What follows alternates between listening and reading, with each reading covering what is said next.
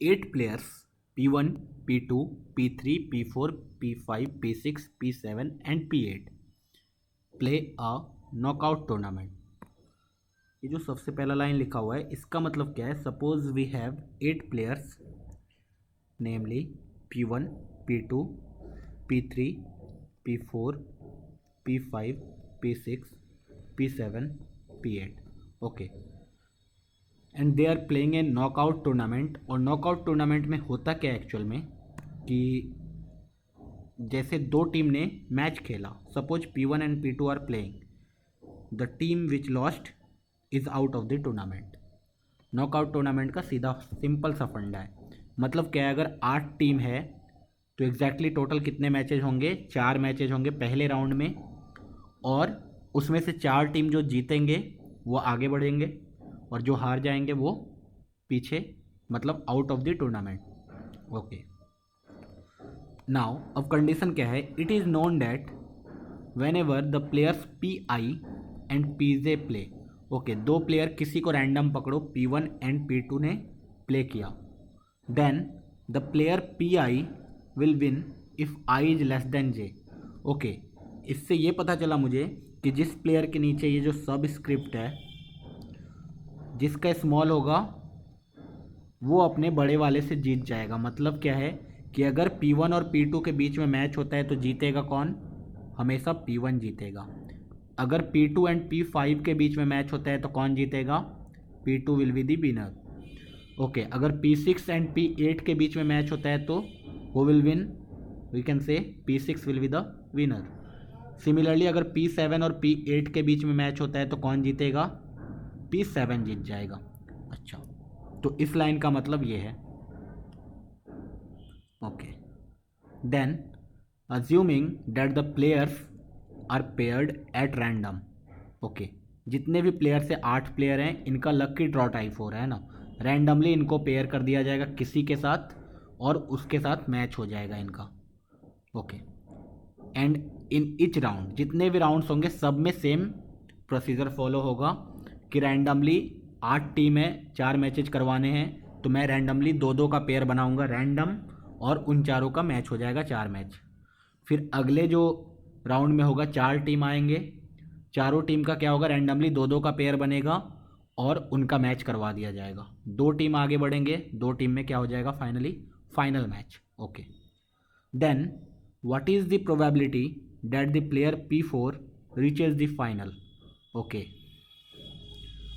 यहाँ पे कंडीशन ये है, then what is the probability that player P4 reaches the final. तो इन्होंने कहना क्या चाहा है? अब देखो, एक चीज़ तो यहाँ पे क्लियर है कि P1 किसी से भी मैच खेले वो तो जीतने वाला है, फर्स्ट राउंड भी, सेकेंड राउंड भी और फाइनल भी. मतलब फाइनल जीतेगा कौन ये पहले से ही फिक्स है कि P1 will win the match. ठीक है, लेकिन इन्होंने क्या बोला है कि क्या प्रोबेबिलिटी है ऐसे अगर मैच करवाया जाए रैंडम तो फाइनल जो है, फर्स्ट राउंड में सपोज यहाँ पे 8 सीट था, सेकेंड राउंड में क्या होने वाला है? 1 2 3 4, 4 प्लेयर्स खेलेंगे और फाइनल राउंड में सिर्फ 2 प्लेयर्स होंगे. उस 2 प्लेयर में एक प्लेयर P4 हो, इसका क्या प्रोबेबिलिटी है? और हमें पहले से ही पता है एक प्लेयर कौन होगा? P1. तो बेसिकली उसने क्या पूछा है कि क्या प्रोबेबिलिटी है और P1 और P4 का फाइनल मैच होने वाला है. ओके, तो जब ऐसा बेसिक प्रोबेबिलिटी निकालना होता है PNC यूज़ करके तो हम लोग क्या करते हैं? हम लोग बोलते हैं प्रोबेबिलिटी किसी भी इवेंट का कितना होगा? NE upon NS. तो NS निकालना बहुत आसान होता है, कितने सैम्पल स्पेस पॉसिबल है. तो ये देखते हैं कितने सैम्पल स्पेस पॉसिबल है. हम लोग राउंड वाइज चलेंगे. सबसे फर्स्ट राउंड को देखो, जब फर्स्ट राउंड में टोटल कितने टीम है? 8 टीम है. ओके, 8 टीम में कितने मैचेज होंगे? 4 मैचेज होंगे. तो बेसिकली हमें करना क्या है? इस 8 टीम को 2-2 के पेयर में डिवाइड करना होगा 4 पेयर्स में. ओके, ये कितने तरीके से कर सकते हैं ओवरऑल? तो मैं बोलूँगा ये तो ग्रुपिंग है. 8 factorial divided by 2 factorial to the power 4 multiplied by 4 factorial. इतने तरीके से राउंड 1 में हम लोग ग्रुपिंग कर सकते हैं या मैच करवा सकते हैं. ओके, उसके बाद क्या होगा, राउंड टू। राउंड टू में क्या आने वाला है, टोटल 4 टीमें आएंगी। अब ये जो 4 टीमें आएंगी इनमें मैच जो होगा 2 मैच होगा 2-2 का। तो बेसिकली हमें राउंड टू में क्या करना है, 4 factorial divided by 2 factorial the whole square multiplied by 2 factorial. इतने तरीके से हम लोग ग्रुपिंग कर सकते हैं इसका। ओके, अभी देखो राउंड 1 हो गया, राउंड 2 हो गया। अभी बहुत लोगों को इसमें भी कन्फ्यूजन हो सकता है कि ये मल्टीप्लाई 4 फैक्टोरियल से क्यों किया, ये मल्टीप्लाई 2 फैक्टोरियल से क्यों किया। जब ग्रुपिंग पढ़ोगे तो वहाँ पे तुम्हें पता चलेगा, अगर ग्रुप का साइज़ सेम हो तो जितने ग्रुप का साइज़ सेम होता है उतने फैक्टोरियल से हम लोग डिवाइड कर देते हैं। यहाँ पे 2 ग्रुप है जिनका साइज़ सेम है तो 2 फैक्टोरियल से डिवाइड किया। यहाँ पे 4 ग्रुप ऐसी है जिनका साइज़ सेम है तो हमने 4 फैक्टोरियल से डिवाइड कर दिया। ओके, एंड फाइनली जब राउंड 3 होगा, राउंड 3 में कितने टीम, 2 टीम आएंगी, बस इनके बीच में मैच हो जाएगा। उसका मैच करवाने का एक ही तरीका है। तो बेसिकली हमारे पास जो NS आया, NS का वैल्यू कितना आया, तो मैं बोलूँगा राउंड 1 होगा पहले। राउंड 1 होने का टोटल नंबर ऑफ पॉसिबिलिटी कितना है, 8 फैक्टोरियल। राउंड 1 होगा 8 factorial divided by 2 factorial to the power 4 into 4 factorial. बीच में मल्टीप्लिकेशन होगा, प्लस नहीं होगा। क्यों प्लस इसलिए नहीं होगा क्योंकि हमारे पास ऑप्शंस नहीं है कि या तो राउंड 1 करवाओ, या तो राउंड 2 करवाओ, या तो राउंड 3 करवाओ। अगर हमारे पास ऑप्शंस होते हैं तो हम लोग बीच में प्लस यूज करते हैं। यहाँ पे हमारे पास कंडीशन है कि हमें ओवरऑल टूर्नामेंट तो करवाना ही है, तो पहले राउंड 1 करवाऊंगा, फिर राउंड 2 करवाऊंगा, फिर राउंड 3 करवाऊंगा। तो जब ऐसा पूरा का पूरा इवेंट कंप्लीट करना होता है तो बीच में प्रोडक्ट आता है। तो ये आ गया 4 factorial divided by 2 factorial the whole square into 2 factorial एक अलग मल्टीप्लाइड बाय 1। ओके, तो NS आ गया मेरा। NS निकालना तो बहुत ही सिंपल था। हमने क्या किया, टोटल पॉसिबिलिटी निकाल दिया कि कितने तरीके से हम लोग एक नॉकआउट टूर्नामेंट करवा सकते हैं, कितने तरीके से पेयरिंग कर सकते हैं और मैच करवा सकते हैं। ओके, मेन जो लोचा है वो है NE में। NE कैसे निकालेंगे, NE के लिए फिर से देखते हैं। P1, P2, P3, P4, P5, P6, P7, P8। अब इन 8 में से 4 टीमें आगे जाएंगी। आगे किसको जाना कंपलसरी है, P4 को जाना कंपलसरी है, क्योंकि P4 अगर फर्स्ट राउंड ही क्लियर नहीं कर पाएगा तो वो फाइनल में कैसे पहुंचेगा। और हमारा मेन एम क्या है कि किस तरीके से हम लोग P4 को फाइनल में पहुंचा सकते हैं। अब हमें बस ये सोचना है कि किस तरीके से मैं टूर्नामेंट करवाऊँ या किस तरीके से मैच करवाऊँ ताकि P4 फाइनल में पहुँच जाए। ओके, तो P4 को आगे जाना है।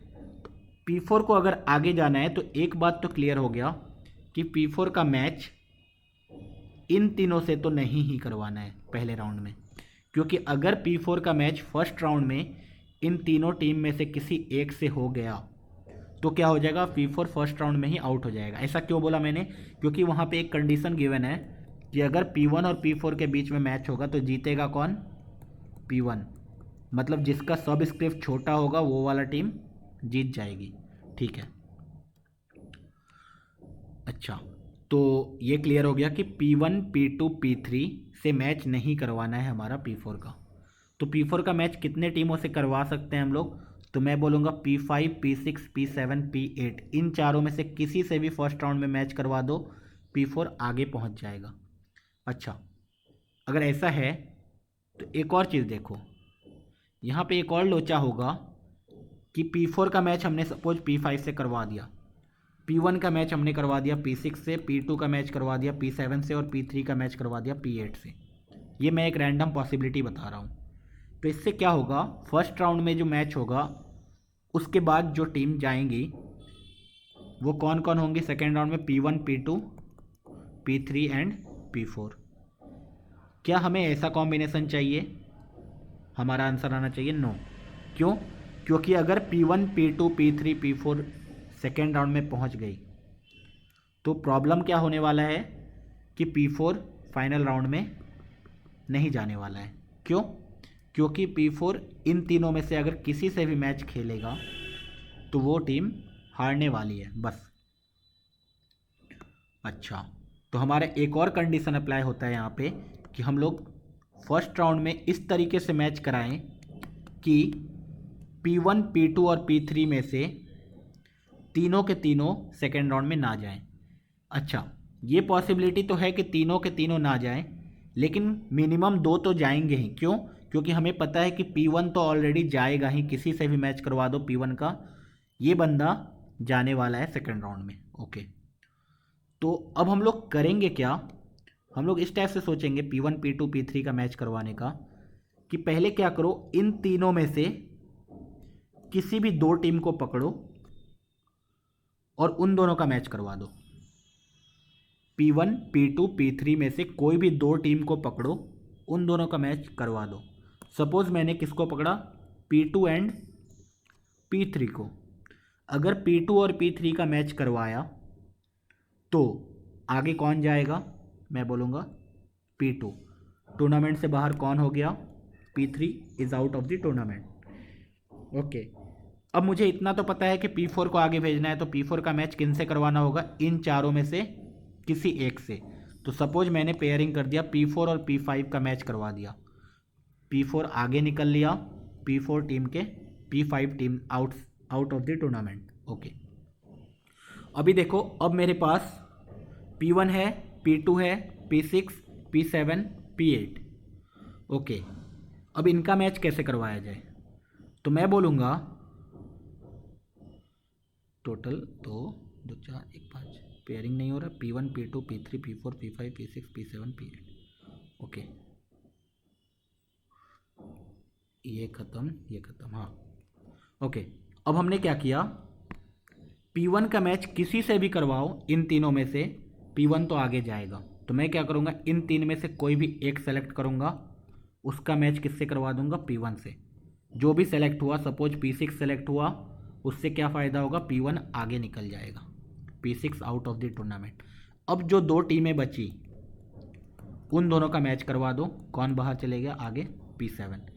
ये मैंने एक एग्जाम्पल दिया कि इस टाइप से हम लोग करवा सकते हैं मैच।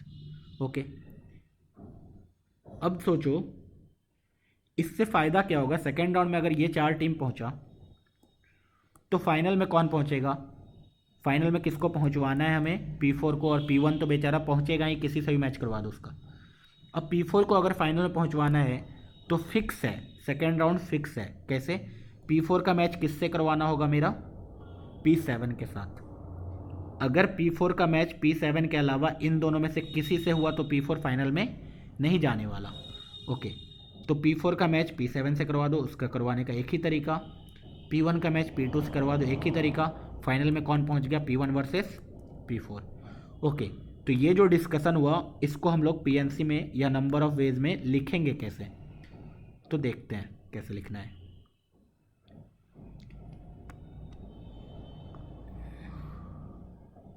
मैंने क्या बोला था कि सबसे पहले क्या करो, ये जो P1, P2, P3 और P4 है, इनमें से P4 का मैच हमें किन से करवाना होगा, तो मैं बोलूँगा इन 4 में से कोई भी एक सेलेक्ट करो, 4C1।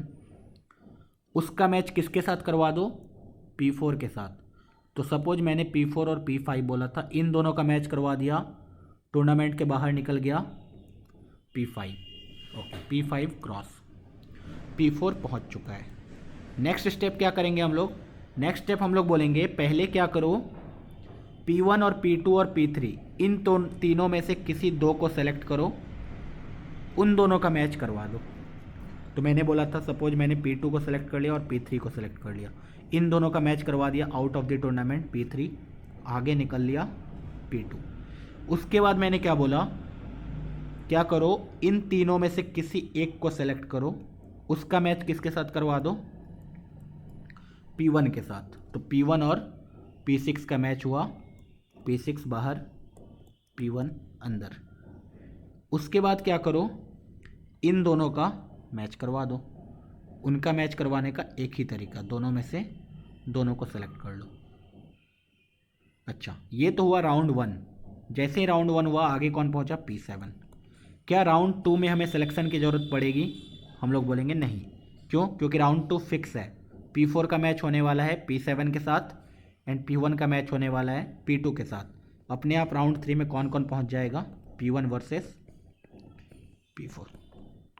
तो राउंड 2 के लिए सिर्फ एक ही तरीका है एंड राउंड 3 के लिए कोई वेज नहीं है। तो ये है हमारा एनी। हेंस प्रोबेबिलिटी कितना आने वाला है? तो मैं बोलूँगा PE जो आएगा वो आएगा 4C1 into 3C2 into 3C1 into 2C2 into 1 divided by 8 factorial 2 factorial to the power 4 into 4 factorial multiplied by 4 factorial 2 factorial to the power 2 into 2 factorial multiplied by 1। तो ये हमारा आ गया फाइनल प्रोबेबिलिटी।